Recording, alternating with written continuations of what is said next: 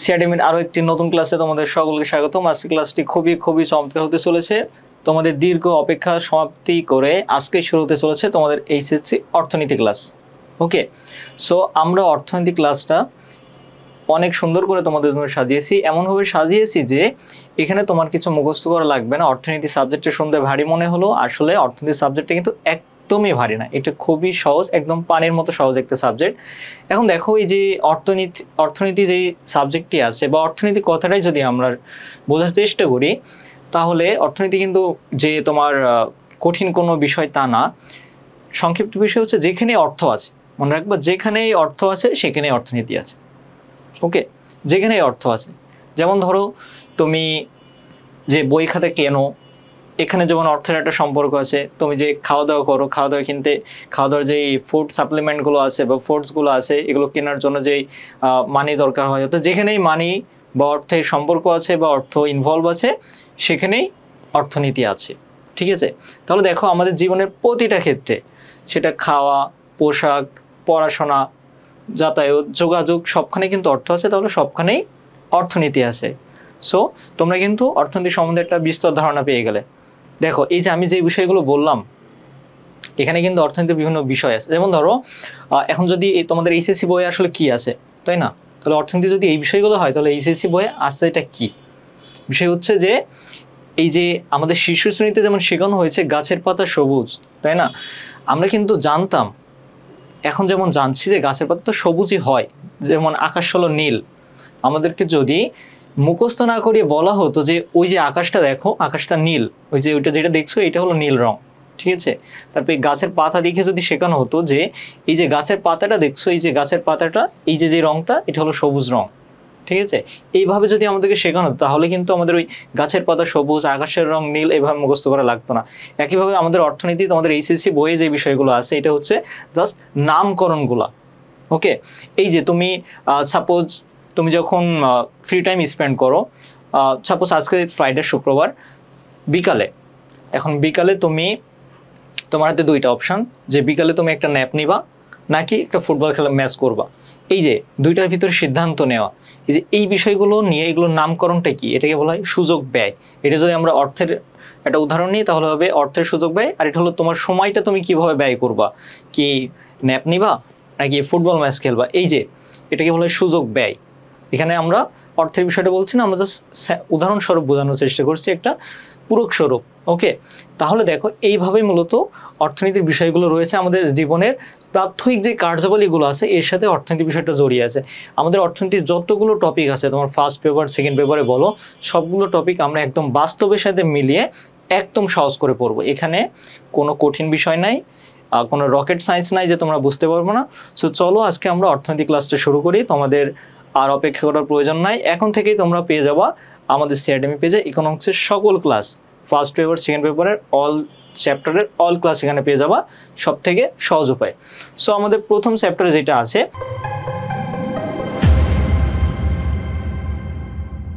দেখো, এখন আমরা যেহেতু অর্থনীতি নিয়ে পড়ছি, তাহলে অর্থনীতি পড়ার সময় আমাদের কিছু বিষয়কে বেসিক ধারণা রাখা প্রয়োজন। যেমন ধরো কিছু বিষয় থাকে যেটা আমরা স্বাভাবিকভাবে যেটা জানি, সেটার অরিজিনাল যে সংজ্ঞাটা সেটা ভিন্ন হয়। ওকে, যেমন ধরো এই যে অভাব, আমরা যেটাকে বলি অভাব এবং চাহিদা, দুইটা কিন্তু ভিন্ন বিষয়। দেখো, তোমাদের যে বিষয়গুলো জানা প্রয়োজন, একটা হলো অভাব, আরেকটি হচ্ছে চাহিদা। দেখো, অভাব এবং চাহিদা দুইটার মাঝে কিন্তু পার্থক্য আছে। এই যে অভাবটা দেখছো, আর এবং যে চাহিদাটা আছে, কোনটা অভাব এবং কোনটা চাহিদা? যে কোনো কিছু পাওয়ার যে ইচ্ছা বা আকাঙ্ক্ষা, এটাকেই অভাব বলা হয় অর্থনীতিতে। যে কোনো কিছু পাওয়ার ইচ্ছা বা আকাঙ্ক্ষাকে অভাব বলা হয়। সেটা হতে পারে তুমি একটা গাড়ি কিনতে চাও, সেটা হতে পারে তুমি একটা বাইক কিনতে চাও, হতে পারে তুমি একটা স্টোরি বুক কিনতে চাও, ঠিক আছে? তোমার ইচ্ছা আকাঙ্ক্ষা হয়েছে, তাহলে সেটা অভাব। তাহলে চাহিদা কখন বলবো আমরা? চাহিদা হতে হলে তোমাকে কিছু শর্ত মানতে হবে। সেটা কি? তোমার প্রথমত ইচ্ছা থাকতে হবে। কিসের ইচ্ছা? তুমি যেটা চাও, মানে যেটা নিতে চাও, সেটার প্রতি ইচ্ছা থাকা লাগবে। আর কি থাকা লাগবে? তোমার সামর্থ্য থাকা লাগবে।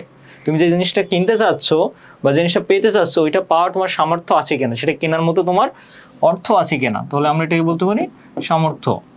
ঠিক আছে, তোমার সামর্থ্য আছে কিনা। আর কি থাকা লাগবে, তুমি যে জিনিসটা চাচ্ছ, জিনিসটা কেনার সামর্থ্য তোমার আছে, সেই জিনিসটা বাজারে আদৌ আছে কিনা। এটাও একটা গুড পয়েন্ট যে তোমার বাজারেও সেই জিনিসটার সরবরাহ থাকা লাগবে। আমরা এটাকে বলতে পারি বাজার সরবরাহ বা সরবরাহ, যেটাই বলি না কেন আমরা। সো তোমার যেই অভাবটা আছে এই অভাবটা তখনই চাহিদা হবে যখন তোমার সেই জিনিসটি কেনার বা সেই দ্রব্যটি কেনার ইচ্ছা আছে, সেই দ্রব্যটি কেনার মতো সামর্থ্য আছে এবং তুমি যেটা কিনতে যাও সেটা বাজারে অ্যাভেলেবল আছে, তখনই আমরা সেটাকে চাহিদা বলবো। আর অর্থনীতিতে আমরা সব জায়গায় চাহিদা কথাটা ব্যবহার করি, কারণ যেহেতু অর্থ দিয়ে তুমি কিনবা, সেটা যদি বাজারেই না থাকে তাহলে তুমি কিনবা কোথা থেকে? সো সেটার চাহিদাও হবে না।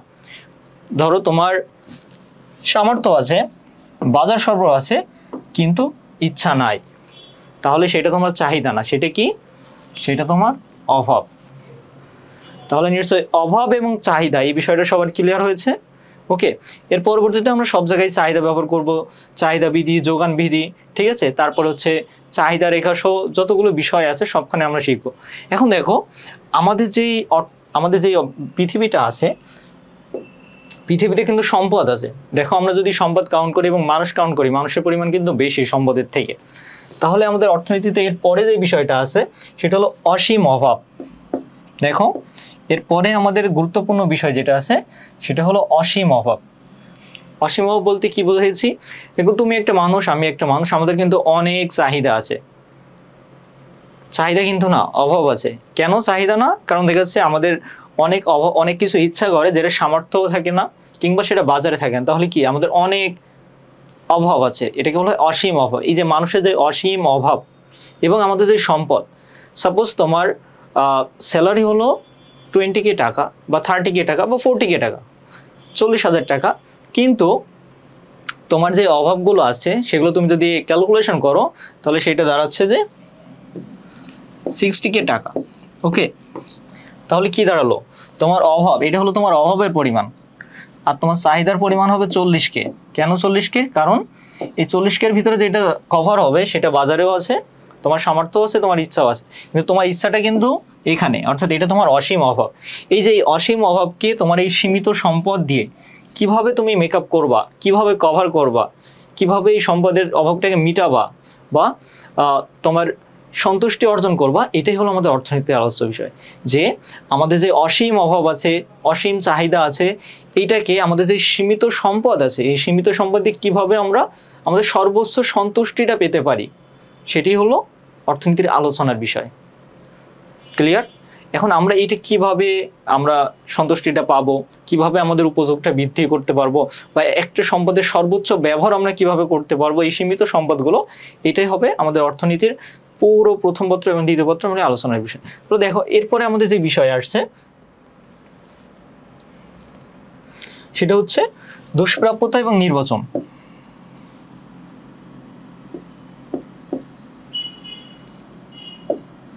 দেখো এরপরে আমাদের আলোচনার বিষয় হলো দুষ্প্রাপ্যতা এবং নির্বাচন। দুষ্প্রাপ্যতা বলতে কি বোঝানো হয়েছে, এই যে আমি যে উদাহরণটা তোমাদের প্রিভিয়াসলি দিলাম যে তোমার স্যালারি হলো 40,000 কিন্তু তোমার অভাবের পরিমাণ 60,000, বা তোমার অভাবটা পূরণ করতে হলো 60,000 টাকা তোমার স্যালারি প্রয়োজন পার মান্থ।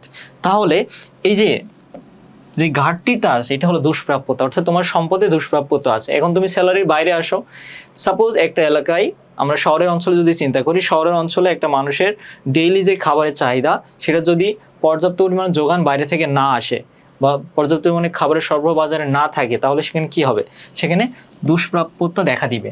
অর্থাৎ অভাব পূরণের জন্য যে প্রাপ্ত সম্পদ, এটা যে স্বল্পতা, এটাকে বলা হয় দুষ্প্রাপ্যতা।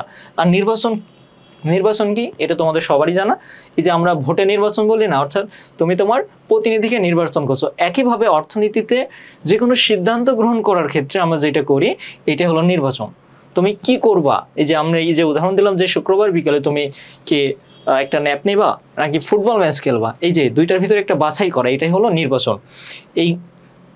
নামগুলো কেন আমি বিশ্লেষণ করছি, এই নামগুলো বিশ্লেষণ করছি এজন্য অর্থনীতি যতটা আমরা ভিতরের দিকে এগোবো প্রতিটা ধাপে প্রতিটা চ্যাপ্টারে এই কথাগুলো আমরা ব্যবহার করব, তাহলে এই কথাগুলো স্পষ্টভাবে বা এই টার্মগুলো স্পষ্টভাবে আমাদের জানা খুবই প্রয়োজন। সো এরপরে আমাদের যে বিষয়টা আসে দেখো সেটা হচ্ছে, তাহলে এখন দেখো এই যে আমরা অর্থনীতির যেই বিষয়গুলো জানলাম, মৌলিক বিষয়গুলো যেটা আমাদের জানা প্রয়োজন অর্থনীতি জানার জন্য, এগুলোকে আমরা সামারি করে কিন্তু একটা অর্থনীতির সংজ্ঞা বলতে পারি। সেটা কি, যে অর্থনীতি হলো, আমরা বলতে পারি যে অর্থনীতি হলো এমন একটি শাস্ত্র, শাস্ত্র বলতে কি শিক্ষা, একটা বিষয় যেটি কি করে সীমিত সম্পদ দ্বারা অসীম অভাব মেটানোর যে প্রসেসটা সেটা নিয়ে আলোচনা করে। ঠিক আছে, অর্থনীতি হলো এমন একটা শাস্ত্র যেটি আমাদের যে সীমিত সম্পদটা আছে এই সীমিত সম্পদ দিয়ে কিভাবে আমরা আমাদের এই অসীম অভাবকে মিটাবো, তার যে প্রসেসটা, মেটানো সম্ভব না কিন্তু প্রসেসটা, সর্বোচ্চ সন্তুষ্টি পাওয়ার যেই বিষয়, এটা নিয়ে আলোচনা করে হলো অর্থনীতি। সো এখন আমরা দেখলাম যে মৌলিক বিষয়গুলো নিয়ে আসলে অর্থনীতি বলতে কি বোঝাচ্ছে। এখন আমরা দেখব যে অর্থনীতিবিদরা আছেন আমাদের পৃথিবীতে, তারা অর্থনীতি সম্বন্ধে কে কোন পার্সপেক্টিভতে, কে কোন প্রেক্ষাপটে বা কে কোন পরিপ্রেক্ষিতে এর ব্যাখ্যাটা দিয়েছেন। সো আমরা প্রথমে যদি আসি, দেখো অর্থনীতি হলো এমন একটি সামাজিক বিজ্ঞান। ওকে, এখন দেখো তোমাদের মনে হতে পারে সামাজিক বিজ্ঞান বিষয়টা আবার কি, সমাজ বিজ্ঞান শুনেছো, সমাজকর্ম শুনেছো, সামাজিক বিজ্ঞান কি? যে সমাজে যে ইস্যুগুলো আছে এগুলো নিয়ে, যেই বিষয়গুলো নিয়ে আলোচনা করা হয় বা যেখানে আলোচনা করা হয়, এটা হলো সামাজিক বিজ্ঞান। সামাজিক বিজ্ঞান মানে শুধু সমাজ এবং বিজ্ঞান এমন কোনো স্পেসিফিক সাবজেক্ট না, সমাজে যে কোনো ইস্যু নিয়ে যেখানে আলোচনা করা হয় সেখানেই হলো সামাজিক বিজ্ঞান। এখন সমাজে যেমন তোমার সোশ্যাল ইস্যুগুলো আছে, সোশ্যাল ইস্যু বলতে বিভিন্ন রকম সামাজিক সমস্যা, একইভাবে এই অর্থ আমাদের সমাজের সাথে সম্পর্কিত, এই জন্য এটা হলো একটা সামাজিক বিজ্ঞান। তোমরা যখন অনার্সে পড়বা তখন অর্থনীতি বলে একটা আলাদা সাবজেক্ট থাকবে, সেটা হলো সামাজিক বিজ্ঞান অনুসারে একটা সাবজেক্ট। ঠিক আছে, এখানে সেটাই বলা হচ্ছে যে অর্থনীতি হলো একটা সামাজিক বিজ্ঞান যা মানুষ কিভাবে সীমিত সম্পদ ব্যবহার করে বিভিন্ন পণ্য ও সেবা উৎপাদন, বন্টন ও ব্যবহার করে তা বিশ্লেষণ করে। তাহলে দেখো আমি অর্থনীতিকে তোমাদের দুই জায়গায় দুইভাবে ডিফাইন করে দিয়েছি। এটা হলো যে তোমার নিজের মতো করে তুমি সাজিয়ে নিতে পারবে। একটা বিষয় মনে রাখবে, অর্থনীতিতে যেই টার্মগুলো থাকবে এই টার্মগুলো তুমি অর্থনীতির পরিপ্রেক্ষিতে বিভিন্নভাবে সাজিয়ে তার সংজ্ঞাটা দিতে পারবা। শর্ত হলো যে মৌলিক বিষয়গুলো যেন ঠিক থাকে। যেমন এইখানে সংজ্ঞাটা দেখো, আমরা যেটা ডিফাইন করেছি, অর্থনীতি হলো একটি সামাজিক বিজ্ঞান যা মানুষ কিভাবে সীমিত সম্পদ ব্যবহার করে বিভিন্ন পণ্য ও সেবা উৎপাদন, বন্টন ও ব্যবহার করে তা বিশ্লেষণ করে। দেখো এখানে মৌলিক বিষয়গুলো চলে আসছে কি, এখানে আমাদের সীমিত সম্পদ আসছে, ঠিক আছে, পণ্য আসছে, সেবা আসছে, উৎপাদন, বন্টন, অর্থাৎ এখানে আমাদের অর্থনীতির যে মৌলিক বিষয়গুলো সবগুলো চলে আসছে। কারণ অর্থনীতিতে কি করা হয়, পণ্য উৎপাদন করা হয়, সেটা সরবরাহ করা হয় এবং সর্বশেষ সেটা ভোগ করা হয়। ওকে, তাহলে দেখি আমরা এবার আমাদের যে অর্থনীতিবিদরা আছেন তারা এই সম্বন্ধে কি ব্যাখ্যা দিয়েছেন। যে অর্থনীতির যে জনক, তোমরা নিশ্চয়ই জানো অর্থনীতির জনককে, অর্থনীতির জনক হলেন অ্যাডাম স্মিথ। ওকে, অ্যাডাম স্মিথ যে সংজ্ঞাটা দিয়েছেন, তিনি বলেছেন যে অর্থনীতি হলো সম্পদের বিজ্ঞান। তিনি অর্থনীতিকে সম্পদের বিজ্ঞান বলেছেন। কোথায় বলেছেন? তার একটা বুক আছে বা বই আছে যেটার নাম হলো an inquiry into nature and causes of the wealth of nations. এটা অনেক সময় তোমাদের বইয়ে এইভাবে দেওয়া থাকে, দ্য ওয়েলথ অফ নেশনস বইয়ে, ঠিক আছে, ফুল ফর্মটা না দিয়ে শর্ট ফর্মটা দেওয়া থাকে। তিনি তার গ্রন্থ দ্য ওয়েলথ অফ নেশনস বইয়ে এই যে আমাদের যে অর্থনীতি আছে এটাকে কি বলেছেন, সম্পদের বিজ্ঞান হিসেবে ডিফাইন করেছেন, যে অর্থনীতি হলো একটা সম্পদের বিজ্ঞান। এটা হচ্ছে তোমাদের এমসিকিউর জন্য অনেক গুরুত্বপূর্ণ। এখানে অনেকগুলো বিষয় আছে, যেমন দেখো অর্থনীতির জনককে অ্যাডাম স্মিথ, তিনি অর্থনীতিকে কি হিসেবে আখ্যায়িত করেছেন, সম্পদের বিজ্ঞান হিসেবে। কোথায় আখ্যায়িত করেছেন, কোন বইয়ে? An inquiry into the nature and causes of the wealth of nation. অনেক সময় তোমাদের অপশানে শুধু থাকে the wealth of nations, full ফর্মও থাকতে পারে, শর্ট ফর্মও থাকতে পারে।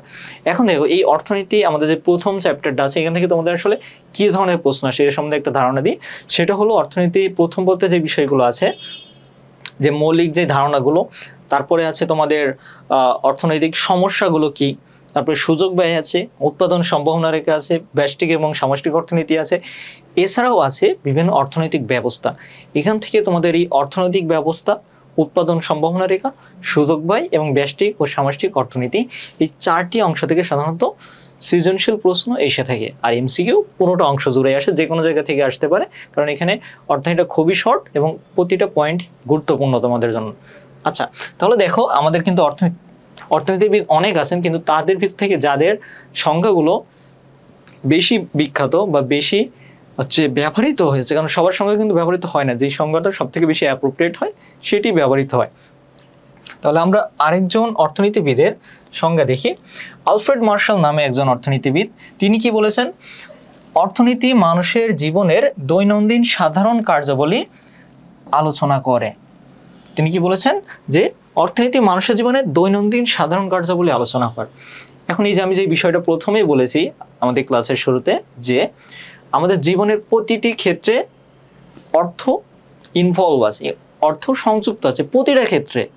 আমাদের খাওয়া, পোশাক, আশাক, পড়াশোনা, যাতায়াত, যানবাহন, যোগাযোগ, সব জায়গায়। এমনকি তুমি যে ক্লাস করছো এখানে অর্থনীতি জড়িয়ে আছে। কিভাবে? এই যে ম্যাটেরিয়ালসগুলো আমরা ইউজ করছি এটার জন্য স্পেন্ড হয়েছে। তুমি যে মেগাবাইট দিয়ে এই ভিডিওটি দেখছো এখানে অর্থনীতি আছে। ঠিক একইভাবে আমাদের জীবনের সকল কার্যাবলীর সাথে অর্থনীতি জড়িয়ে আছে। কিন্তু তিনি সেটাই বলেছেন যে অর্থনীতি মানুষের জীবনের দৈনন্দিন সাধারণ কার্যাবলী নিয়ে আলোচনা করে।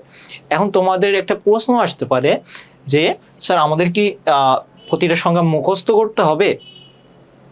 সাধারণত তোমাদের সরাসরি সংজ্ঞা পরীক্ষায় আসে না। কেমন? যে আলফ্রেড মার্শাল অর্থনীতির কি সংজ্ঞা দিয়েছেন, এমন কোনো প্রশ্ন তোমাদের সাধারণত আসেনি এখনো। এমসিকিউতে থাকতে পারে, তবে খুবই কম, এটা খুবই রেয়ার। তবে এইটা তুমি যদি ব্যবহার করো, মনে রাখতে পারো, করে তোমার এক্সামে লিখতে পারো, তাহলে তুমি একটা ভালো মার্ক ক্যারি করতে পারবা। যেমন ধরো তোমার সরাসরি আসবে না যে আলফ্রেড মার্শালের অর্থনীতির সংজ্ঞাটি দাও, তোমার ক নম্বরে আসবে অর্থনীতি কি, বা খ নম্বরে আসবে অর্থনীতি ব্যাখ্যা করো। তখন তুমি ঠিক আছে দুইজন অর্থনীতিবিদের সংখ্যা ওখানে লিখে দিতে পারো, এতে তোমার মার্কটা আরো বেশি ক্যারি করবে। যে এক্সামিনার তোমার খাতাটি দেখবে তিনি বুঝবেন না তুমি অনেক ব্রিলিয়ান্ট স্টুডেন্ট, তুমি এটা মনে রাখতে পেরেছো, কারণ এটা সংখ্যাগুলো সাধারণত অনেকেই মনে রাখতে পারে না। সো এরপরে দেখো, এরপরে আমরা আরেকজন অর্থনীতিবিদের দেখি, তিনি হলেন লিওনেল রবিন্স। ঠিক আছে, এই যে লিওনেল রবিন্স নামে যেই অর্থনীতিবিদ আছেন, মনে রাখবা ইনি হলো একজন আধুনিক অর্থনীতিবিদ। আধুনিক অর্থনীতিবিদ বলতে কি বোঝানো হয়েছে? দেখো এই যে আমাদের সময় কিন্তু সবসময় চলতে থাকে, সময়ের পরিক্রমা। দেখো আমরা আগে যেগুলো দেখেছি, এখানে সালের বিষয়টা দেখো 1723 থেকে 1790, তার মানে এটা হচ্ছে তিনি কতদিন বেঁচে ছিলেন, কত সাল থেকে কত সাল পর্যন্ত সেটা দেখানো হয়েছে, অর্থাৎ তার এই সময়ের ভিতরে। তারপরে দেখো 1842 থেকে 1924, অর্থাৎ প্রতিজন যে অর্থনীতিবিদ আছেন প্রত্যেকজন তার আগে যে অর্থনীতিবিদ ছিলেন বা তারা যে ডেফিনেশনগুলো দিয়ে গেছিলেন তার উপরে ভিত্তি করে পরবর্তী ডেফিনেশনটা দিয়েছেন, যেন মানুষ আরও স্পষ্টভাবে বিষয়গুলো বুঝতে পারে, আরও স্পষ্ট করে এগুলো ব্যাখ্যা দিয়েছেন। সো এরই পরিপ্রেক্ষিতে সর্বশেষ আমাদের যে লিওনেল রবিন্স নামে যেই অর্থনীতিবিদ আছেন, ইনি হচ্ছে আমাদের অর্থনীতির আধুনিক অর্থনীতিবিদ হিসেবে তিনি অর্থনীতির সংজ্ঞা দিয়েছেন। তিনি কি সংজ্ঞা দিয়েছেন দেখো, এই অর্থনীতিবিদের সংজ্ঞাটা খুবই গুরুত্বপূর্ণ, কেননা ইনি আমাদের অর্থনীতির বিভিন্ন সমস্যাগুলোর দিককে আলাদাভাবে আইডেন্টিফাই করেছেন। চলো আমরা বিস্তারিত দেখি। তাহলে প্রথমে দেখি যে তিনি আমাদের অর্থনীতি কি হিসেবে ব্যাখ্যা করেছেন। তিনি বলেছেন যে আমাদের অর্থনীতি হলো একটা দুর্লভতার বিজ্ঞান। দেখো দুর্লভতা শব্দটা একটু কঠিন লাগলেও দুর্লভতা বলতে দেখো এটা হলো সুলভ, মানে সহজে যেটা পাওয়া যায়, আর দুর্লভ মানে হচ্ছে যেটা সহজে পাওয়া যায় না বা খুবই কম আছে, এটাকে বলা হয় দুর্লভ। তিনি বলেছেন দুর্লভতার বিজ্ঞান, অর্থাৎ সীমিত সম্পদের বিজ্ঞান বা দুষ্প্রাপ্যতার বিজ্ঞান। বুঝতে পেরেছো কেন তিনি এটাকে দুষ্প্রাপ্যতার বিজ্ঞান বলেছেন? দেখো তিনি কি করেছেন, তিনি তিনটি গুরুত্বপূর্ণ বিষয় আলোচনা করেছেন। তিনি সংজ্ঞায়িত করেছেন দুষ্প্রাপ্যতার বিজ্ঞান হিসেবে, কিন্তু এর মাধ্যমে তিনি তিনটা বিষয় বোঝানোর চেষ্টা করেছেন। সেটা কি? তার একটি হচ্ছে মানুষের অভাব অসীম। দেখো দুষ্প্রাপ্যতা, আমরা প্রথমে যে বিষয়গুলো বলছিলাম যে দুষ্প্রাপ্যতা, যে সম্পদ আমাদের সীমিত কিন্তু মানুষের অভাবটা অসীম। তারপরে কি বলেছেন? আর বলেছেন সে অভাব প্রয়োজনে সম্পদ সীমিত। তোমার অভাবটা অনেক, আমরা অভাব সম্বন্ধে ইতিমধ্যে বলেছি যে কোনো কিছু পাওয়ার আকাঙ্ক্ষাই অভাব। তোমার অভাব কিন্তু অনেক, সবারই আমাদের অনেক অনেক বেশি কিছু পাওয়ার ইচ্ছা থাকে, অনেক ভেরিয়েন্টের বিষয় পাওয়ার ইচ্ছা থাকে, কিন্তু আমাদের যে সম্পদটা থাকে সেটা সীমিত। একটা বিষয় মনে রাখবা, আমরা যে সম্পদ বলি, অর্থনীতিতে সম্পদ বলতে কি বোঝায়, তাই না? অর্থনীতিতে সম্পদ বলতে এমন দ্রব্য বা সেবাকে বোঝায় যেগুলোর বিনিময় মূল্য আছে, ঠিক আছে, অর্থাৎ অর্থমূল্য আছে, যেটা বিনিময় করা যায়, ঠিক আছে, সেটাকেই সম্পদ বলা হয়। যেটার কোনো আর্থিক মূল্য নেই, যেটা বিনিময় করা যায় না, অর্থনীতিতে সেটাকে সম্পদ বলা হয় না। সম্পদ সেটাই যেটার বিনিময় মূল্য আছে, বিনিময় করা যায়, ঠিক আছে, এবং অর্থনীতিতে কন্ট্রিবিউশন আছে। সো দেখো এরপরে তিনি কি বলেছেন, আরেকটি বিষয়, সেটা হলো সীমিত সম্পদের একাধিক বিকল্প ব্যবহার। ওকে, সীমিত সম্পদের একাধিক বিকল্প ব্যবহার, এটা কি করে দেখো, এই যে সাপোজ তোমার কাছে 1000 টাকা আছে, এখন এই 1000 টাকা দিয়ে তুমি কি করতে পারো? 1000 টাকা দিয়ে একটা গল্পের বই কিনতে পারো, 1000 টাকা দিয়ে কোনো একটা স্ন্যাক্স খেতে পারো। ওকে, আবার এই 1000 টাকা দিয়ে তুমি তোমার অন্য কোনো কাজে ব্যবহার করতে, অন্য কোনো কাজে বলতে তোমার ছোট ভাই বা বোনের জন্য কিছু কিনে আনতে পারো। ওকে, কিংবা তুমি হচ্ছে এই 1000 টাকা দিয়ে ফ্রেন্ডদের সাথে আড্ডা দিতে পারো। দেখো এই 1000 টাকার কতগুলো ব্যবহার আছে, মানে ছোট ছোট ব্যবহার আছে। এই যে বিকল্প, অর্থাৎ এই সীমিত সম্পদ, তোমার কাছে সম্পদের পরিমাণ সীমিত, অনলি 100 টাকা বা 10,000 টাকা, সেটা ফ্যাক্ট না, কিন্তু তোমার একাধিক বিকল্প ব্যবহার রয়েছে। তুমি এখন কোন খাতে ব্যবহার করবা, এই জন্যই বলা হয়েছে দুর্লভতার বিজ্ঞান। অর্থাৎ তুমি কোনো না কোনোভাবে এই অসীম অভাবের শিকার হবা, তোমার সম্পদটা সীমিত এবং অভাবটা অসীম। আর তখনই তোমার কি হবে, যে একাধিক বিকল্প চলে আসবে, কিন্তু সম্পদটা সবসময় সীমিত থাকবে, কারণ আমাদের অভাবটা অসীম। সো তাহলে এই যে লিওনেল রবিন্স তিনি এই বিষয়গুলোতে ফোকাস করেছেন। ওকে, এইগুলোর মাধ্যমে দেখো আমাদের জীবনের যে অর্থনৈতিক সমস্যা, এর ভিতরে কিন্তু সবগুলো ফুটে উঠেছে। আচ্ছা, এরপরে দেখি আমাদের পল স্যামুয়েলসন কি বলেছেন। একটা বিষয় মনে রাখবা, আমাদের অর্থনীতির জনক যেমন অ্যাডাম স্মিথ, তেমনিভাবে আমাদের যে আধুনিক অর্থনীতি আছে, অর্থাৎ আপডেটেড যে অর্থনীতি আছে, এই অর্থনীতির জনক হলেন পল স্যামুয়েলসন। ইনি হলেন আমাদের আধুনিক অর্থনীতির জনক। মনে রাখবা, পল স্যামুয়েলসন হলেন আমাদের আধুনিক অর্থনীতির জনক। এমসিকিউর জন্য খুব গুরুত্বপূর্ণ। তাহলে তিনি আমাদের অর্থনীতি সম্বন্ধে কি সংজ্ঞা দিয়েছেন, দেখো তিনি বলেছেন, অর্থনীতি এমন একটি বিজ্ঞান যা সমাজ কিভাবে সীমিত সম্পদ ব্যবহার করে বিভিন্ন দ্রব্য উৎপাদন এবং সমাজের বিভিন্ন মানুষের মধ্যে তা বিতরণ করে তা নিয়ে আলোচনা করে। তো দেখো এখানেই দেখো প্রতিটা সংজ্ঞায় কিছু মৌলিক বিষয় আছে। সেটা কি, আমাদের সম্পদ সীমিত, ঠিক আছে, দ্রব্য উৎপাদন করা হবে, তা মানুষ কিভাবে বিতরণ করবে, এই বিতরণের আরেকটা শব্দ হলো বন্টন। ওকে, অর্থনীতিতে সাধারণত বিতরণ থেকে বন্টন শব্দটা বেশি ব্যবহৃত হয়। বিতরণ করে তা নিয়ে আলোচনা করে। ওকে, দেখো তার সংজ্ঞাটিকে সময় ও সমাজের বিভিন্ন অর্থনৈতিক সিদ্ধান্ত গ্রহণের প্রক্রিয়াকে গুরুত্ব দেওয়া হয়েছে। দেখো এটা কিভাবে সময় ও সমাজের বিভিন্ন অর্থনৈতিক সিদ্ধান্তকে কিভাবে গুরুত্ব দিয়েছে, তিনি সীমিত সম্পদের বিষয়টা ব্যাখ্যা করেছেন। এবার এই সীমিত সম্পদ ব্যবহার করে আমরা কিভাবে বিভিন্ন দ্রব্য উৎপাদন করতে পারি, এবং এই দ্রব্যটা উৎপাদন করার পরে সমাজের মানুষ কিভাবে নিজেদের মাঝে বিতরণ করবে, এই বিষয়টাও তিনি এখানে ব্যাখ্যা করেছেন। এজন্য তাকে বলা হয়েছে সময় ও সমাজের বিভিন্ন অর্থনৈতিক সিদ্ধান্ত গ্রহণের প্রক্রিয়াকে ইনি গুরুত্ব দিয়েছেন তার এই সংজ্ঞার মাঝে। সো তাহলে এটা যেন মনে থাকে যে পল স্যামুয়েলসন হলেন আমাদের আধুনিক অর্থনীতির জনক, এটা যেন কেউ ভুলে যেও না। সো নেক্সট দেখো আমাদের যে মৌলিক অর্থনৈতিক সমস্যাগুলো আছে তোমাদের চ্যাপ্টার 1-এর ভিতরে, যে এখন মৌলিক অর্থনৈতিক সমস্যা কি, দেখো এখানে আমি যেটা বলেছি সেটা হচ্ছে যে প্রতিটি সমাজের সম্পদ বরাদ্দ ব্যবহারের ক্ষেত্রে উদ্ভূত 3টি প্রধান প্রশ্ন, এই সমস্যাগুলো মূলত সীমিত সম্পদ এবং অসীম চাহিদার মধ্যে সমন্বয় সাধনের প্রয়োজনীয়তা থেকে জন্ম নেয়। যে এই যে আমরা শুরু থেকে যে বিষয়গুলো নিয়ে বলছি, যে আমাদের সম্পদটা সীমিত কিন্তু অসীম চাহিদা বা অসীম অভাব, যেটাই বলে না কেন, যে অসীম চাহিদা এবং সীমিত সম্পদ, এই দুইটাকে যখন আমরা কম্বিনেশন করতে যাই, এই দুইটাকে যখন মেকআপ করতে যাই, কভার করতে যাই, তখন আমাদের মাঝে যেই সমস্যাগুলো উদ্ভব হয়, অর্থাৎ আমরা যেই সমস্যাগুলোর সম্মুখীন হই এগুলো পূরণ করার সময়, তিনি এইটাকে 3টা ভাগে ভাগ করেছেন। যে সাধারণত আমরা এই মেটানোর সময় এই 3 ধরনের সমস্যার সম্মুখীন হই। সেটি কি, যে কি উৎপাদন করা হবে, এটাকে তুমি যদি আরো গভীরভাবে জানতে চাও বাস্তবের সাথে মিলিয়ে, সাপোজ একজন কৃষক বা একজন ইন্ডাস্ট্রি, তুমি যদি গ্রামের কথা ভাবো তাহলে একজন কৃষক, যদি শহরের কথা চিন্তা করো একজন শিল্প কারখানার মালিক বা কোন একটা ফ্যাক্টরির মালিক, কোন ফ্যাক্টরি আমরা জানি না, একটা ফ্যাক্টরির মালিক। এখন তিনি যখন উৎপাদন করবে, অর্থনীতি ঘটলে কি করতে হবে, কোনো একটা প্রোডাক্ট লাগবে, কোনো একটা সেবা লাগবে, তাহলে সে কি উৎপাদন করবে, এটা হলো তার প্রথম সমস্যা। একজন কৃষক সে কি উৎপাদন করবে, সে কি ধান উৎপাদন করবে, পাট উৎপাদন করবে, নাকি হচ্ছে চা উৎপাদন করবে, না শাকসবজি উৎপাদন করবে, কোন বিষয়টি উৎপাদন করবে? বা একজন ফ্যাক্টরির মালিক, সে কি খাবারের ফ্যাক্টরি দিবে, পোশাকের ফ্যাক্টরি দিবে, নাকি মেকানিজমের টুলসের ফ্যাক্টরি দিবে? এটা হলো আমাদের প্রথম, আমরা যে কোনো কিছু, যে কোনো অর্থনৈতিক কাজ করতে গেলে আমাদের সমস্যা যেটা হয় যে কি উৎপাদন করা হবে। এরপরে দেখো, এখন তুমি যদি নিজের পরিপ্রেক্ষিতে চিন্তা করো যে তোমার কাছে কিছু টাকা আছে, এখন এই টাকাগুলো তুমি কোন কোন খাতে ব্যবহার করবা? তুমি কি পড়াশোনার খাতে ব্যবহার করবা, না খেলাধুলার খাতে ব্যবহার করবা, না বিনোদন খাতে ব্যবহার করবা? অর্থাৎ তুমি কি করবা, প্রথম প্রশ্ন। এরপরে আমাদের যে বিষয়টা আসে সেটা হচ্ছে কিভাবে উৎপাদন করা হবে।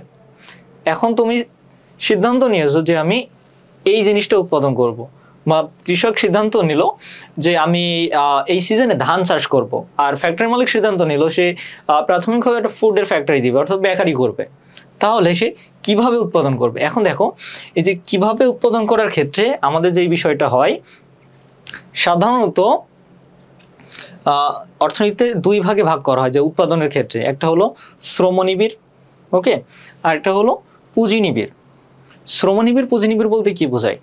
দেখো, আমরা দুইটা শব্দ বললাম, একটা হচ্ছে শ্রমনিবিড়, আরেকটা হচ্ছে পুঁজিনিবিড়। এটা খুবই খুবই সহজ একটা বিষয় যে কোনটা শ্রমনিবিড় এবং কোনটা পুঁজিনিবিড়। যেখানে তোমার শ্রমের মূল্য, ঠিক আছে, শ্রম বেশি লাগে কিন্তু মূল্যটা কম, অর্থাৎ শ্রমের মূল্যটা কম, সেটাকে বলে শ্রমনিবিড়। অধিক শ্রমিক পাওয়া যাবে কিন্তু সেখানে তোমার মূলধন অর্থাৎ পুঁজির পরিমাণ কম লাগবে। যেমন আমরা যদি বাংলাদেশ এবং আমেরিকা বা ইউরোপের কান্ট্রির সাথে তুলনা করি, যেমন দেখো আমাদের দেশ থেকে মানুষ কেন প্রবাসে যায়? কারণ সেখানে একই পরিশ্রমে বা এর থেকে কম পরিশ্রমে অধিক পুঁজি বা মূলধন আয় করা যায়, এজন্য তারা বিদেশে যায়। ওটা হলো পুঁজিনিবিড়, যে তোমার শ্রম এবং যে পুঁজি, এখানে অল্প শ্রমে বেশি পুঁজি ব্যয়, বেশি মূলধন আয় করা যায়। একেবারে ওখানে যেই ব্যবসায়ীরা আছে, ওখানে যেই ফ্যাক্টরির মালিকরা আছে, তাদের কিন্তু এই অল্প পরিশ্রমের জন্য অধিক পরিমাণে পুঁজি ব্যয় করা লাগছে। এটা হলো পুঁজিনিবিড়। আর শ্রমনিবিড় কোনটা? আমাদের বাংলাদেশের কথা বিবেচনা করো, আমাদের বাংলাদেশে যে ডেল লেবাররা আছে তারা কি পরিমাণে পরিশ্রম করে এবং তাদের স্যালারিটা কেমন, এটা হলো শ্রমনিবিড়। অর্থাৎ যেখানে তোমার শ্রমটা বেশি পুঁজিটা কম, সেটা হলো শ্রমনিবিড়।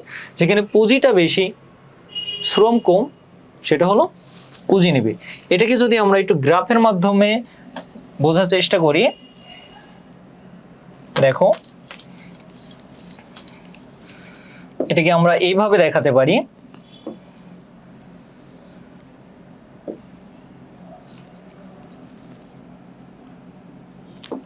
এটা হলো কে, কে বলতে আমরা ক্যাপিটাল বোঝাতে চাইছি, সি থেকে ক্যাপিটাল হয় কিন্তু অর্থনীতিতে আমরা কে দিয়ে ইউজ করি। এরপরে হচ্ছে এল, এল মানে হলো লেবার, মানে শ্রম, ক্যাপিটাল। এখন এই বিষয়টা লক্ষ্য করো, এই যে এই কার্ভে যদি আমরা দেখি এবং এখানে যদি আমরা 10, 20,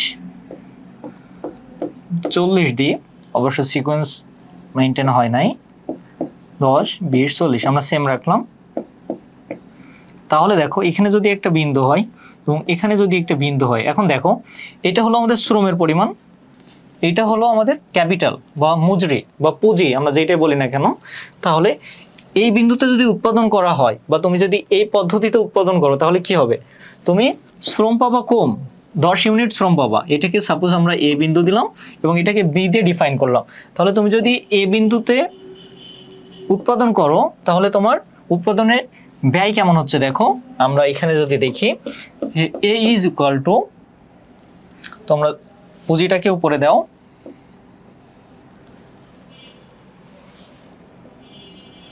আচ্ছা এখানে দেখো, তাহলে দেখো এখানে আমরা যেটা করব, এই যে এ বিন্দু যে ভ্যালুটা যদি আমরা বের করি, তাহলে এখানে কি হবে? এখানে আমরা শ্রমটাকে উপরে দিই, সরি আমরা ক্যাপিটালটাকে উপরে দিব এবং শ্রমটাকে নিচে দিব। তাহলে এখানে আমাদের ভ্যালুটা কত আসছে দেখো, 4। এবং আমরা যদি বি বিন্দু এটা নির্ণয় করি, তাহলে আমরা ক্যাপিটাল উপরে দিই, আমাদের ক্যাপিটাল হচ্ছে 10 এবং আমাদের শ্রমের পরিমাণ হলো 14। তাহলে এখানে দেখো আমাদের এই ভ্যালুটা 4, কিন্তু এই ভ্যালুটা কত আসছে দেখো, এই ভ্যালুটা আমাদের আসছে 0.25। তাহলে এখন দেখো এই 4টা নিশ্চয়ই বড় এবং 0.25টা ছোট। তাহলে এই যে এটা আরেকভাবে ব্যাখ্যা করা হয়, সেটা হলো 1 এর সাথে আমরা তুলনা করি। দেখো এটা 1 থেকে বড় এবং এটা হলো 1 থেকে ছোট। যদি 1 থেকে এটা কম হয় তার মানে হলো এটা হলো শ্রমনিবিড় উৎপাদন ব্যবস্থা। আর যদি দেখা যায় যে এটা 1 থেকে বড় তাহলে এটা পুঁজিনিবিড় উৎপাদন ব্যবস্থা।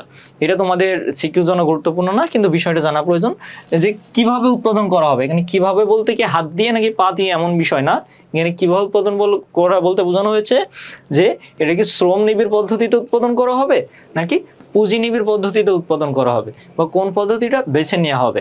এছাড়াও তোমরা যেটা ভাবছো যে হাত পার বিষয় না, যে কোন পদ্ধতিতে তুমি কি ট্র্যাক্টর দিয়ে চাষ করবা নাকি লাঙল দিয়ে চাষ করবা, এটাও অবশ্যই এই প্রশ্নেরই অ্যান্সারের ভিতরে আসে। সো এরপরে আমাদের কোন বিষয়টা আসছে দেখো, যে কার জন্য উৎপাদন করা হবে। তাহলে কি হলো, তুমি প্রথমে সিদ্ধান্ত নিয়েছো কি উৎপাদন করবা, বা কৃষক সিদ্ধান্ত নিয়েছে ধান উৎপাদন করবে। কিভাবে উৎপাদন করবে, সে সাপোজ বেছে নিল শ্রমনিবিড় পদ্ধতিতে উৎপাদন করবে, লাঙল দিয়ে উৎপাদন করবে, সে ট্র্যাক্টর ইউজ করবে না, কারণ ট্র্যাক্টর পুঁজি বেশি লাগবে। তারপরে কি কার জন্য উৎপাদন করা হবে, এটা হলো আমাদের তৃতীয় অর্থনৈতিক সমস্যা, একটা মৌলিক সমস্যা, কার জন্য উৎপাদন করা হবে। এখন তুমি যে এই ধানটা চাষ করবা, এই দেখো এই বিষয়টা তো কিন্তু এমন না যে তুমি কি উৎপাদন করা হবে সিদ্ধান্ত নেওয়ার সাথে সাথে ধান বুনে দিয়েছো বা তারপরে সেকেন্ড ধাপে চলে গেছো। এখানে বিষয়টা হলো তিনটা প্রশ্নেরই সমাধান করে বা তিনটা প্রশ্ন নিজেকে করে সিদ্ধান্ত নিয়ে তারপরে তোমার সেই উৎপাদনে নামতে হবে। সেটা ফ্যাক্টরি হতে পারে, সেটা ফার্ম হতে পারে, বা সেটা অ্যাজ ইউজুয়াল যে কোনো কিছু হতে পারে। তাহলে দেখো যে কার জন্য উৎপাদন করা হবে। এখন কার জন্য উৎপাদন করা বলতে বোঝাই যে সাপোজ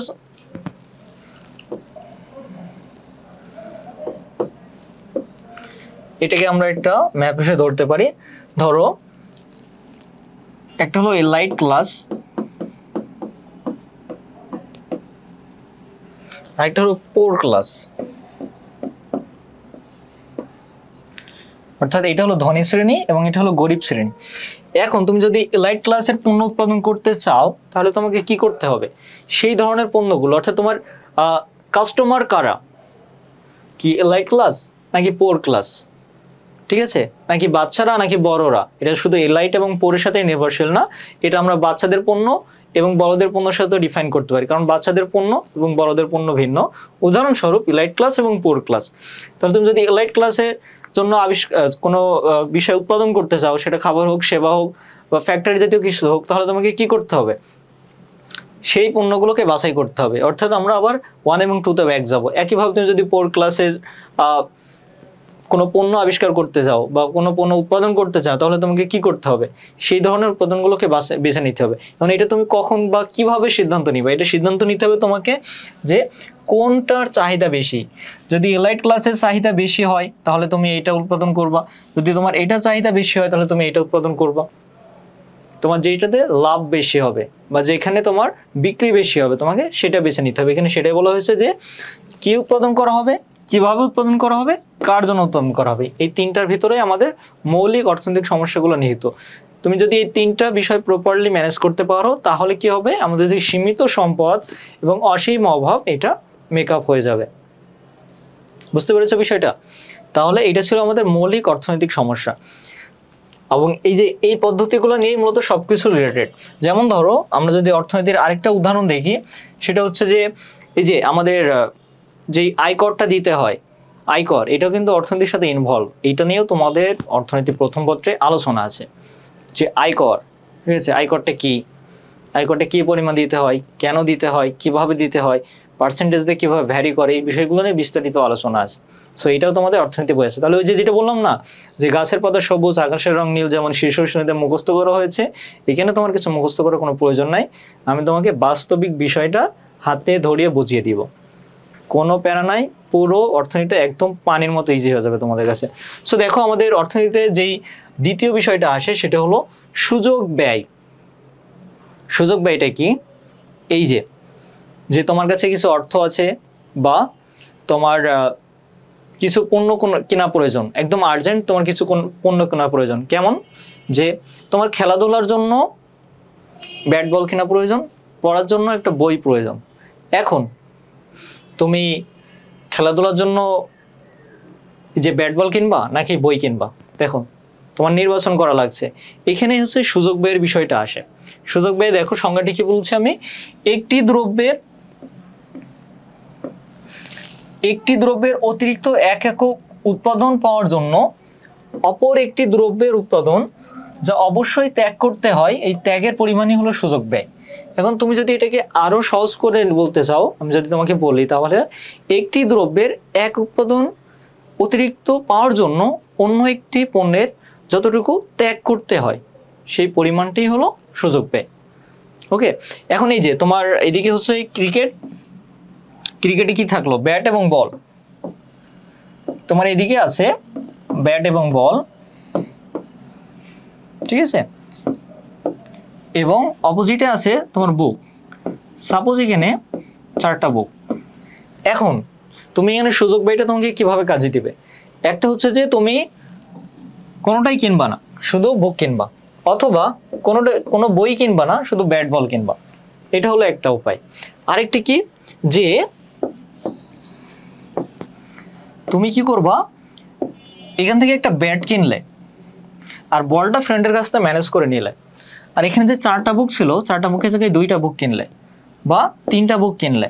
এই যে যখন দেখো তুমি যখন ব্যাট কিনছো তখন তোমার একটা বা 2টা বই কেনা হচ্ছে না, এই যে একটা বা 2টা বই ত্যাগ করলে, এটা হলো সুযোগ ব্যয়।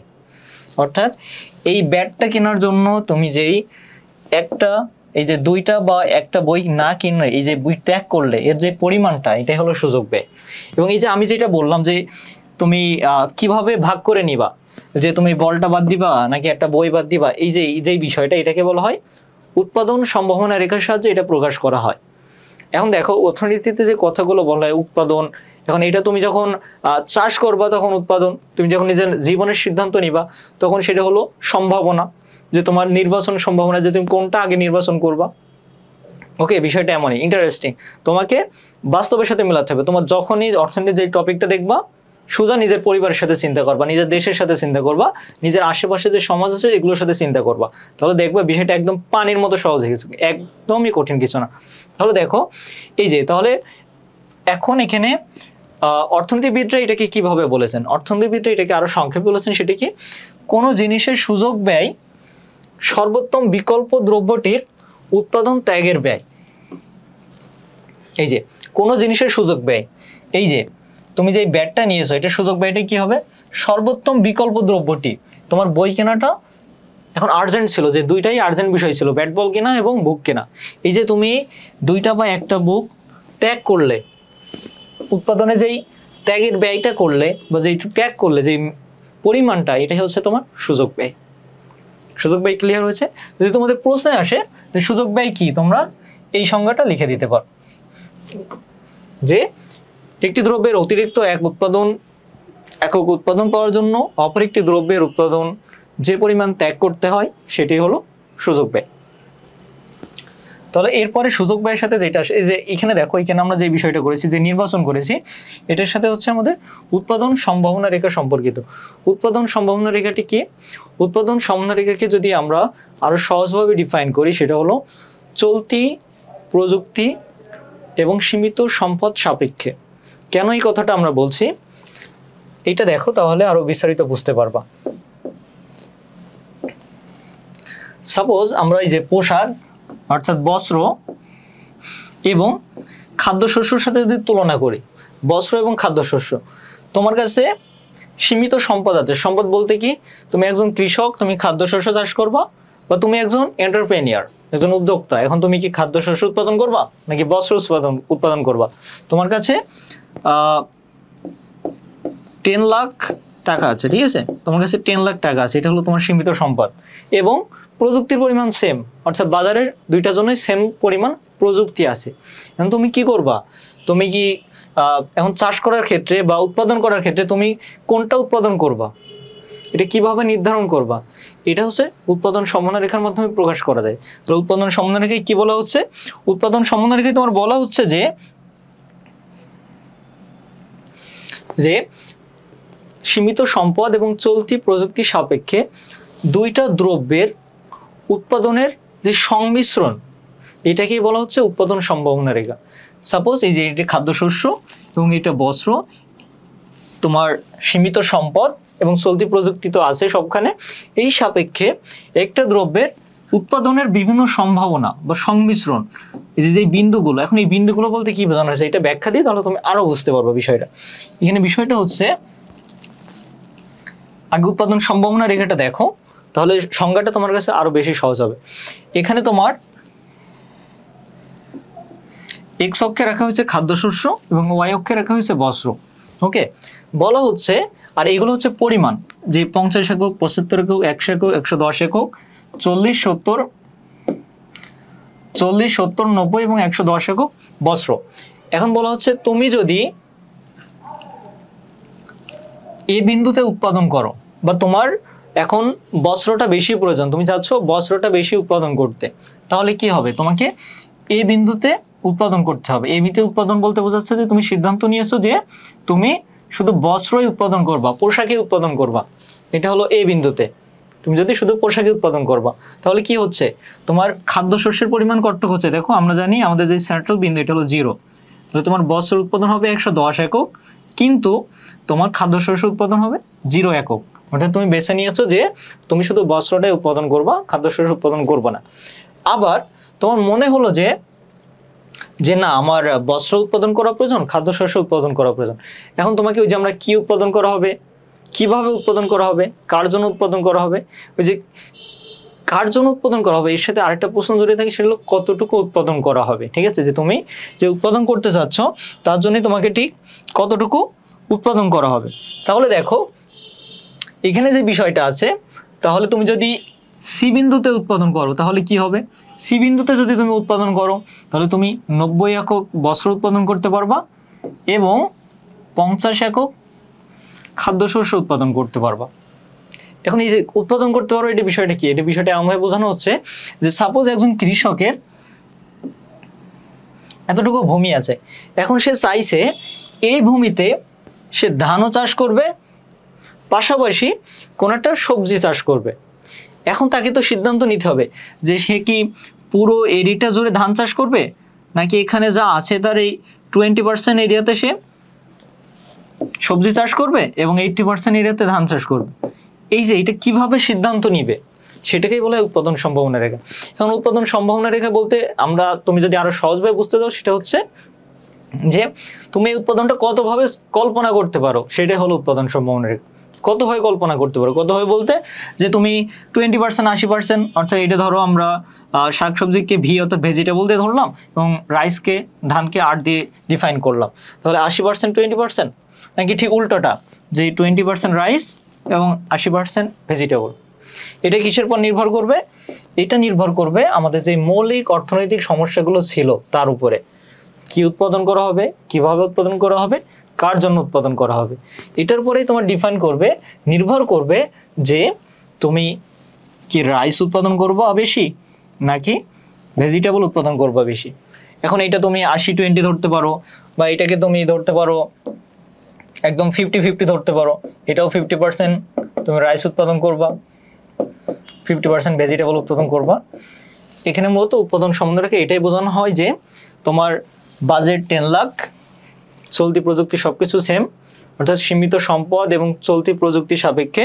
এখানে আমরা দুইটি পণ্যের কথা বলেছি, এখানে দুইটি জায়গায় অনেক পণ্য হতে পারে, যে বিভিন্ন পণ্যের উৎপাদনে যে সমন্বয় বা সংমিশ্রণ, সেটিকে বলা হয় উৎপাদন সম্ভাবনা রেখা।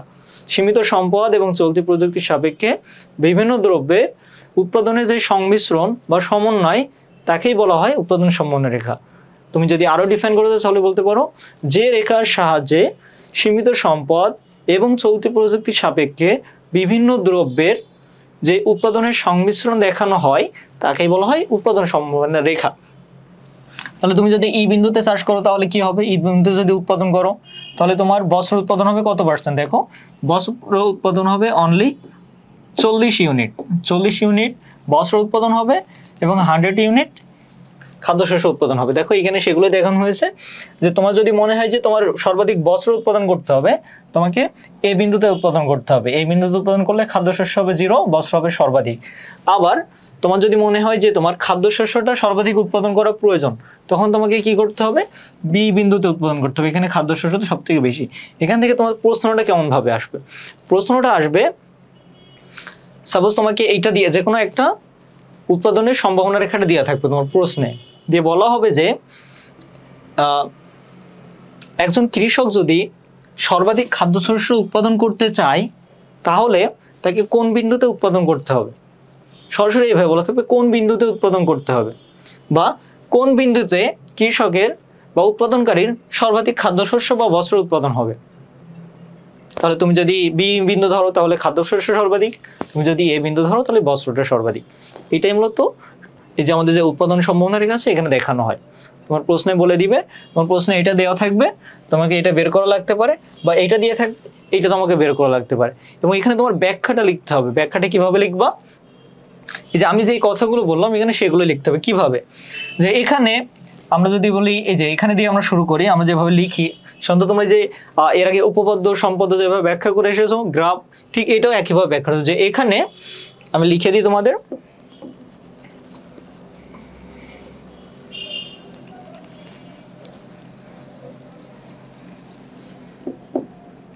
তোমাকে লিখতে হবে, আগে ডিফাইন করতে হবে যে কোন অক্ষে তুমি কি দিয়েছো। তাহলে এখানে ও এক্স বরাবর খাদ্যশস্য এবং ও ওয়াই বরাবর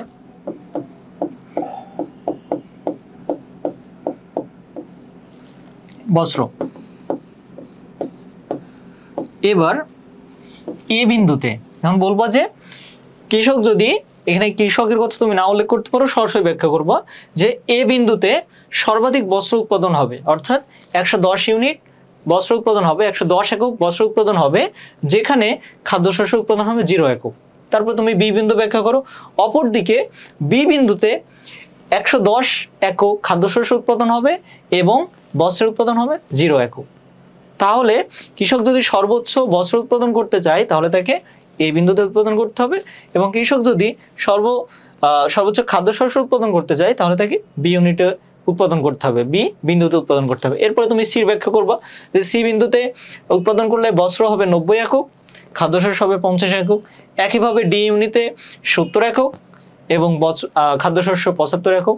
এখন দেখো এখানে কিন্তু দুইটা বিন্দু আছে, যেটা রেখার বাইরে, একটা রেখার ভেতরে, একটা রেখার বাইরে। দেখো একটা রয়েছে এখানে যেটা এফ বিন্দু, এবং আরেকটি রয়েছে এখানে যেটা জি বিন্দু। এখন এফ বিন্দুতে দেখো লেখা আছে অর্জনযোগ্য এলাকা। কেন অর্জনযোগ্য এলাকা বোঝানো হয়েছে? আমরা উৎপাদন সম্ভাবনা রেখায় বলেছি যে তোমার সীমিত যে সম্পদ ছিল এবং চলতি প্রযুক্তি ছিল, এইগুলোর সাহায্যে তুমি কিভাবে সম্পদগুলোর কম্বিনেশন করতে পারবা, যে কিভাবে কোনটা বেশি কোনটা কম করে কিভাবে উৎপাদন করতে পারবা। তাহলে এফটা অর্জনযোগ্য এই জন্য বলা হচ্ছে যে তোমার যে সীমিত সম্পদ আছে এবং চলতি প্রযুক্তি আছে সেটা দিয়ে কোনোভাবেই তুমি এদিকে আসতে পারবা না। তোমাকে এই যে সর্বোচ্চ তুমি এখানে তো এখান থেকে তুমি সর্বোচ্চ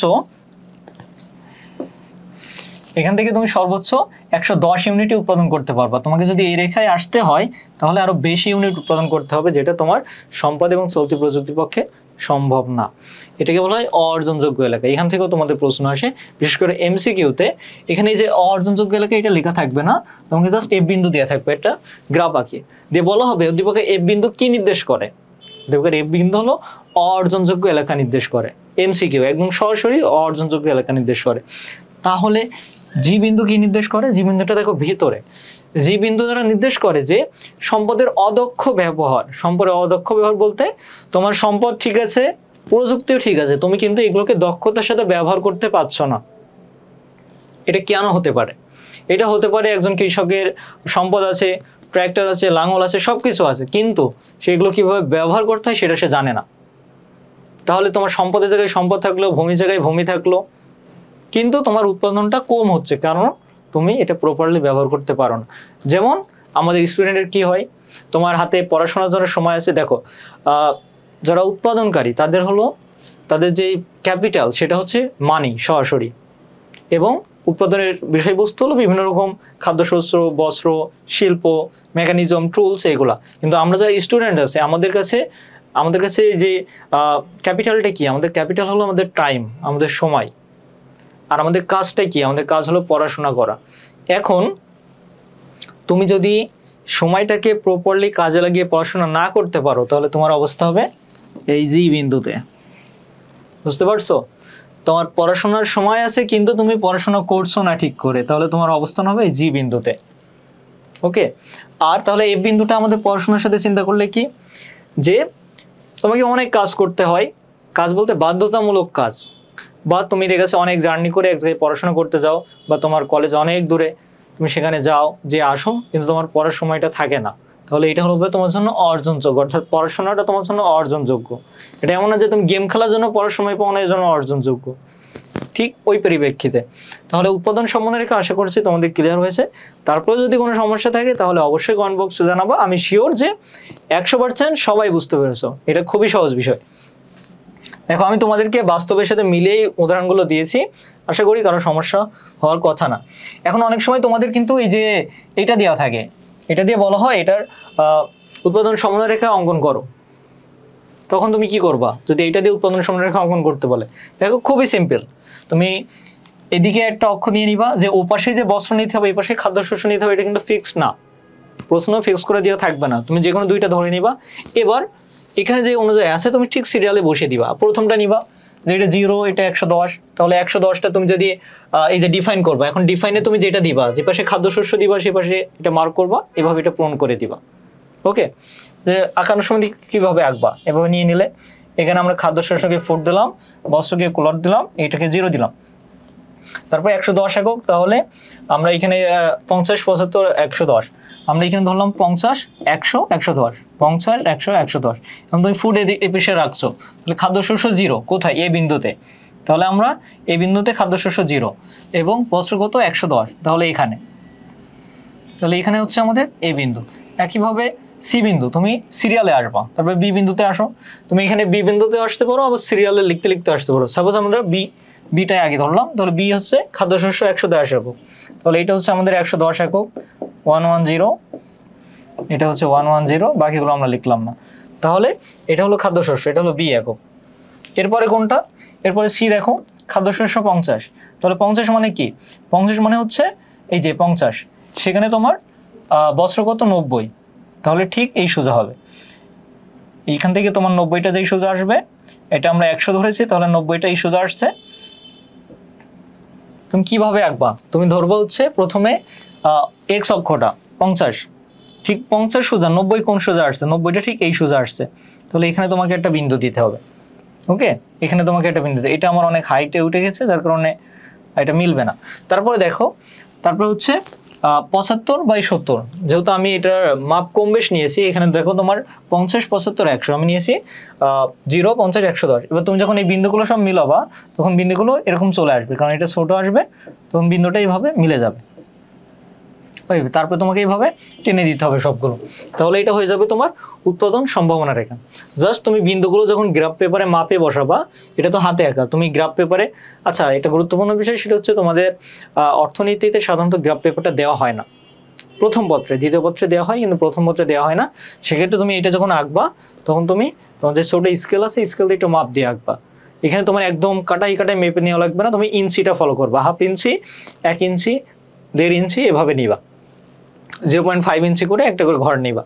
তাহলে তোমার এই যে আমার এখানে যেমন সমস্যাটা, হ্যাজার্ডটা হলো যে এটা মিলছে না, তার কারণ হচ্ছে যে আমি তো এটা মাপ নেওয়া হয় নাই, তোমাকে মাপ নিয়ে এই উৎপাদন সম্ভাবনা রেখাটা আঁকতে হবে, তাহলে একদম এমন একটা চিত্র তুমি দেখতে পাবা। তাহলে এটা ছিল আমাদের উৎপাদন সম্ভাবনা রেখার বিস্তারিত। সো এরপরে দেখো, এরপরে আমাদের আরেকটি গুরুত্বপূর্ণ বিষয় যেটা আসছে, সেটা হলো অর্থনৈতিক ব্যবস্থা। তাহলে অর্থনৈতিক ব্যবস্থাটি কি? এখন ব্যবস্থা কি, ব্যবস্থা মানে কোনো কিছুর একটা ব্যবস্থা করে দিবা, কোনো কিছুর উপায় বের করে দিবা। তাহলে অর্থনৈতিক ব্যবস্থা হচ্ছে একটি দেশের অর্থনৈতিক কার্যক্রমগুলো কিভাবে পরিচালিত হয়, সেটি হলো উক্ত দেশের অর্থনৈতিক ব্যবস্থা। মনে রাখবা, একটি দেশের অর্থনৈতিক কার্যক্রমগুলো কিভাবে পরিচালিত হয়, সেটা হলো অর্থনৈতিক ব্যবস্থা। আমি কিভাবে বলতে, এই যে আমরা যখন অর্থনীতির সংজ্ঞাটা দিয়েছি, কি রয়েছে, সীমিত সম্পদ, অসীম অভাব, খাদ্য উৎপাদন বা খাদ্য এবং সেবা উৎপাদন এবং সেগুলো বিতরণ। তাহলে এই কাজগুলো একটি দেশে কিভাবে হয়, কিভাবে তারা উৎপাদন করে, কিভাবে সীমিত সম্পদকে কাজে লাগায়, কিভাবে সম্পদগুলো বিতরণ করে, এটাকেই হচ্ছে অর্থনৈতিক ব্যবস্থা বলা হয় একটি দেশের। তো দেখো এখানে আমি যে সংজ্ঞাটা দিয়েছি যে অর্থনৈতিক ব্যবস্থা বলতে বোঝায় একটি রাষ্ট্র বা সমাজ কিভাবে তাদের অর্থনৈতিক সম্পদ ব্যবহার করে উৎপাদন, বন্টন এবং ভোগের কার্যক্রম পরিচালনা করে। তাহলে আমি কি বলছি যে কিভাবে তারা তাদের অর্থনৈতিক সম্পদ ব্যবহার করে, অর্থাৎ যে সীমিত সম্পদ আছে সেটাকে ব্যবহার করে উৎপাদন করে, বন্টন করে এবং ভোগের কার্যক্রম পরিচালনা করে, সেটি হলো একটি দেশের অর্থনৈতিক ব্যবস্থা। তুমি এইটাই তোমার পরীক্ষায় সেম টু সেম লিখে দিতে পারো। বিশেষ করে এটা তোমাদের গ নম্বরে আসে বেশি। তোমার উদ্দীপকে যে কোনো একটা অর্থনৈতিক ব্যবস্থার উদাহরণ দিয়ে দিবে, আমরা এটা দেখব, বৈশিষ্ট্য দেখলে এটা তোমরা বুঝতে পারবা। তারপর বলা হবে যে এখান থেকে উদ্দীপকের রনি মিয়ার দেশের কি ধরনের অর্থনৈতিক ব্যবস্থা বিদ্যমান ব্যাখ্যা করো। তখন তোমাকে আগে জ্ঞানমূলকে বের করতে হবে ওটা কি ধরনের অর্থনৈতিক ব্যবস্থা, ঠিক আছে? তারপরে এবার ওইটার ব্যাখ্যা দিতে হবে। এই যে এখানে তোমাকে প্রথমে লিখে নিতে হবে ওইটার সংজ্ঞাটা। তো দেখো আমাদের সাধারণ যে অর্থনৈতিক ব্যবস্থা, যদি আমরা বলি যে অর্থনৈতিক ব্যবস্থা কি, তাহলে বলবা অর্থনৈতিক ব্যবস্থা বলতে বোঝায় একটি রাষ্ট্র বা সমাজ কিভাবে তাদের অর্থনৈতিক সম্পদ ব্যবহার করে উৎপাদন, বন্টন এবং ভোগের কার্যক্রম পরিচালনা করে, সেটাই হলো অর্থনৈতিক ব্যবস্থা।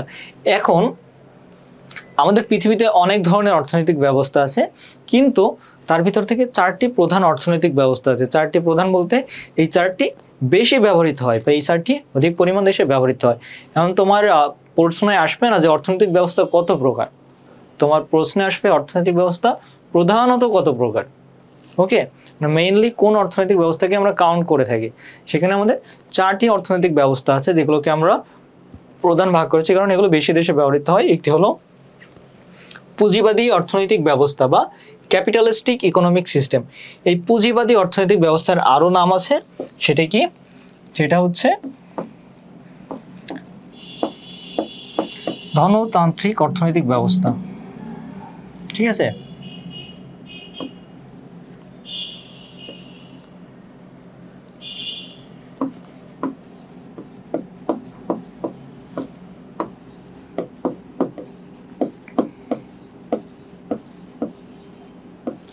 ওকে, এটা হচ্ছে ধনতান্ত্রিক অর্থনৈতিক ব্যবস্থা।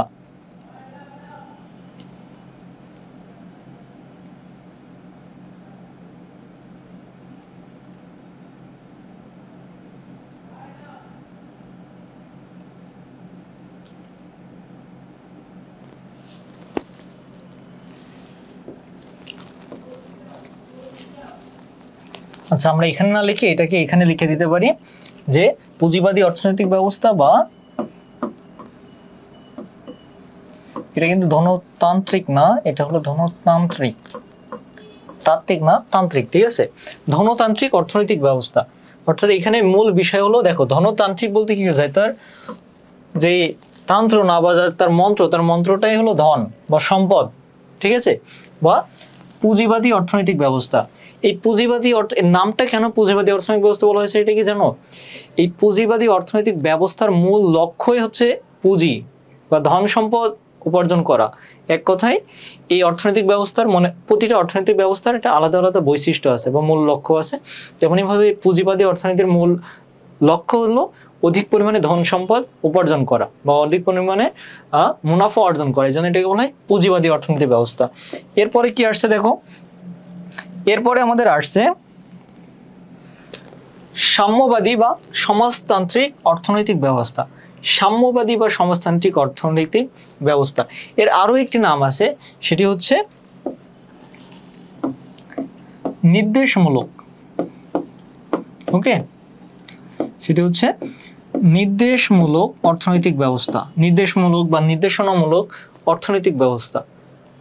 দেখো, সাম্যবাদী বা সমাজতান্ত্রিক নামের ভেতরেই এটার বৈশিষ্ট্য লুকিয়ে আছে, অর্থাৎ এই অর্থনৈতিক ব্যবস্থাটা ফোকাস করা হয় কিসের পরে? সাম্যের উপরে, সমতার উপরে। আর কিসের পরে? সমাজতান্ত্রিক, সমাজের উপরে। তার মূল লক্ষ্যই হলো সমাজে সাম্য প্রতিষ্ঠা করা, সমাজে শান্তি নিয়ে আসা, ঠিক আছে? এরপরে দেখো এরপরে যে অর্থনৈতিক ব্যবস্থা আছে সেটা হলো মিশ্র অর্থনৈতিক ব্যবস্থা। এখন মিশ্র অর্থনৈতিক ব্যবস্থা কোনটা দেখো, নামেই বলে দিচ্ছে মিশ্র, অর্থাৎ এখানে কয়েকটি অর্থনৈতিক ব্যবস্থার আমরা সংমিশ্রণ পাবো, এই জন্য এটাকে বলা হয় মিশ্র অর্থনৈতিক ব্যবস্থা। ওকে, সো আমাদের লাস্ট ওয়ানটা কি, আমাদের লাস্ট ওয়ানটা হলো ইসলামী অর্থ ব্যবস্থা। ওকে, বা Islamic economic system. Islamic economic সিস্টেমটা কি, ইসলামিক ইকোনমিক সিস্টেমটা হলো যে ইকোনমিক সিস্টেমে ইসলামী শরীয়ত অনুযায়ী বা ইসলামে যে রুলসগুলো বলা হয়েছে অর্থনীতি পরিচালনার জন্য, সেই অনুযায়ী অর্থনীতির ব্যবস্থাগুলো পরিচালনা করা হয়। অর্থনীতির ব্যবস্থা কোনটা, এই যে আমরা প্রথমে বলেছি খাদ্য সম্পদ উৎপাদন, বন্টন এবং ভোগ, এটা করা হয় কি অনুযায়ী, ইসলামী বিধান অনুযায়ী, সেটাই হলো ইসলামী অর্থ ব্যবস্থা। কারণ আমরা জানি ইসলাম ধর্মের গ্রন্থে যেই কোরআন শরীফ এবং যে নবী সুন্নাত যেটা রয়েছে, এখানে একটা মানুষের পূর্ণাঙ্গ জীবন বিধান রয়েছে। আর আমরা বলেছি জীবনের প্রতিটা ক্ষেত্রে অর্থনীতি আছে, প্রতিটা ক্ষেত্রে অর্থনীতি মানে এই পূর্ণাঙ্গ জীবন বিধানের ভিতরে আমাদের এই অর্থ ব্যবস্থাও ইনক্লুডেড আছে। তাহলে এইটা ছিল পুঁজিবাদী, সাম্যবাদী, মিশ্র এবং ইসলামী অর্থনীতির একটা ওভারভিউ ব্যাখ্যা। পরের ক্লাসে আমরা ফুল বিস্তারিত জানবো যে কোন অর্থনীতিটা বৈশিষ্ট্য কি কি আছে, বা আমরা কিভাবে বুঝবো কোন অর্থনৈতিক ব্যবস্থা কি কি বিষয়গুলো ইন্ডিকেট করা হয়, বা কোন অর্থনৈতিক ব্যবস্থার বৈশিষ্ট্যগুলো কি কি আছে, কোন কোন দেশে কোন কোন অর্থনৈতিক ব্যবস্থা বিদ্যমান আছে, এগুলো আমরা ইন ডিটেলসে জানতে পারবো। সো আজকের ক্লাসটা যারা প্রথম থেকে দেখেছো সকলকে অসংখ্য ধন্যবাদ। পরবর্তী ক্লাসে ইনশাল্লাহ আবার দেখা হবে। অর্থনীতিকে আমরা একদম পানি ভাগে শিখবো। অর্থনীতি কোনো কঠিন বিষয় না, যেখানে অর্থ আছে সেখানে অর্থনীতি আছে। তো আজকের ক্লাসটা এই পর্যন্ত, সকলে ধন্যবাদ, সকলে সুস্থ থাকো, ভালো থাকো, থ্যাংক ইউ।